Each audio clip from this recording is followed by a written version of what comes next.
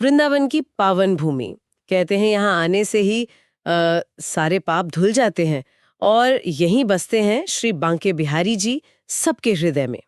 तो आज हम ना वृंदावन के इसी मशहूर बांके बिहारी मंदिर, इसके इतिहास और हाँ, इससे जुड़ी कुछ बड़ी अनोखी कहानियों पर बात करने वाले हैं, जो भी हमें स्रोतों से पता चला है वो सब। बिल्कुल। और ये जानना बड़ा दिलचस्प है कि ये मंदिर मतलब संवत 1921 के आसपास स्वामी श्री हरिदास जी के वंशजों ने मिलकर बनवाया था। और शुरू में इसमें किसी बाहर के दानदाता का पैसा नहीं लगा था। सच में? बिना बाहरी दान के? ये तो अपने आप में अनोखी बात है। और कहानी तो ये भी है कि स्वामी हरिदास जी के भजन कीर्तन से खुश होकर खुद श्री बांके बिहारी जी निधिवन में प्रकट हुए थे। जी हाँ, बिल्कुल। चलिए इस पूरी कहानी को ना थोड़ा और विस्तार से समझते हैं। स्वामी हरिदास जी, इनका जन्म हुआ संवत 1536 में राजपुर गांव में। पिता गंगाधर जी और माता चित्रा देवी, और उनके गुरु थे आशुधीर देव जी। कहते हैं उन्होंने ही पहचाना था कि ये ललिता सखी के अवतार हैं।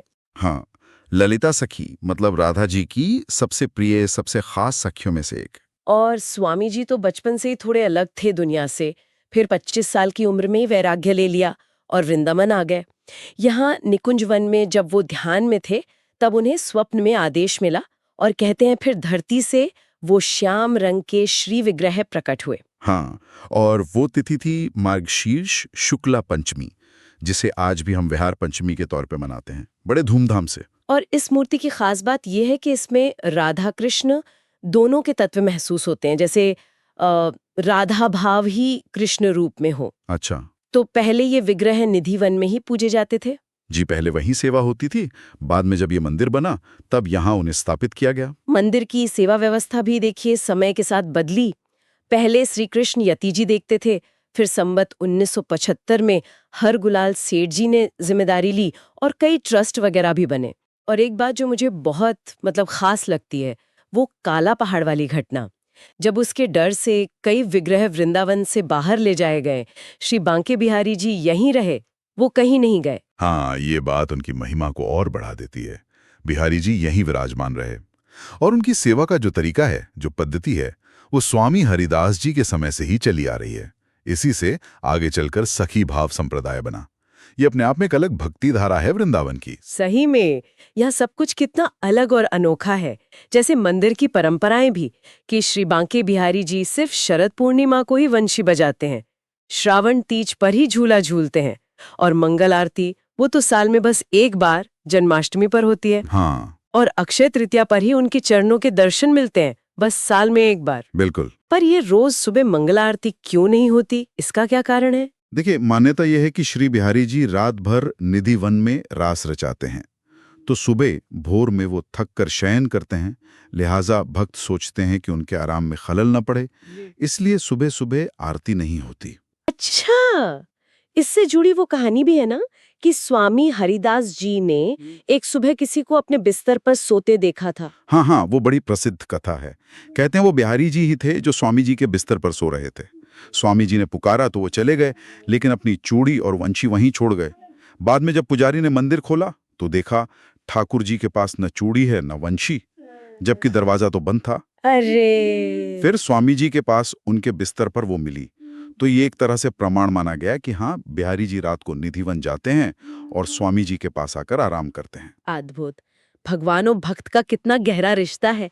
स्वामी हरिदास जी तो खैर बहुत पहुंचे हुए थे, तानसेन के गुरु थे। कहते हैं बादशाह अकबर भी भेष बदलकर उनसे मिलने आए थे। जी बिल्कुल। वैसे मंदिर के दर्शन का समय क्या रहता है? सामान्यतः सुबह 9 से 12 बजे और शाम को 6 से 9 बजे तक।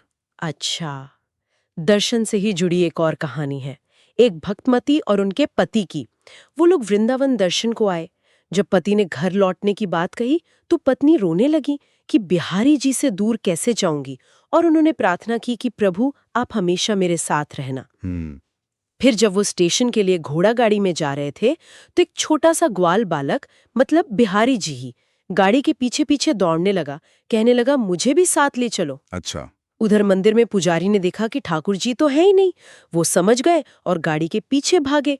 फिर पुजारी और उस बालक रूपी बिहारी जी में कुछ बात हुई और बालक गायब हो गया। हाँ, और इसी तरह की घटनाओं और भक्तों की ऐसी गहरी आस्था के कारण ही मंदिर में वो झांकी दर्शन की परंपरा शुरू हुई। मतलब पर्दा बार बार खुलता है, बंद होता है, ताकि भक्त टकटकी लगाकर न देख सकें। कहीं भक्त की नजर से खिंचकर भगवान फिर से साथ न चल दें। ओह, तो ये कारण है झांकी दर्शन का। जी, ये दिखाता है कि भक्ति में कितनी शक्ति है। भगवान भी भक्त के प्रेम में बंध जाते हैं और कहते हैं कि उस अनुभव के बाद उस पति पत्नी ने भी सब कुछ छोड़ दिया और अपना जीवन प्रभु के चरणों में ही लगा दिया। वाह। तो आज हमने श्री विग्रह के प्रकट होने की कहानी, स्वामी हरिदास जी के बारे में, मंदिर की अनोखी परंपराएं और भक्तों की इस अटूट आस्था के बारे में बात की। हाँ, और अगर हम सोचें तो ये मंदिर और ये सारी कथाएं, ये इतिहास, आस्था और भक्ति का कैसा अद्भुत संगम है। ये सिर्फ कहानियां नहीं हैं, ये आज भी जीवित परंपराएं हैं। बिल्कुल। तो आखिर में एक सवाल मन में आता है, भगवान की ऐसी मौजूदगी और इंसानी भक्ति की ये कहानियां आज के समय में हमें विश्वास और आस्था के बारे में क्या सोचने पे मजबूर करती हैं?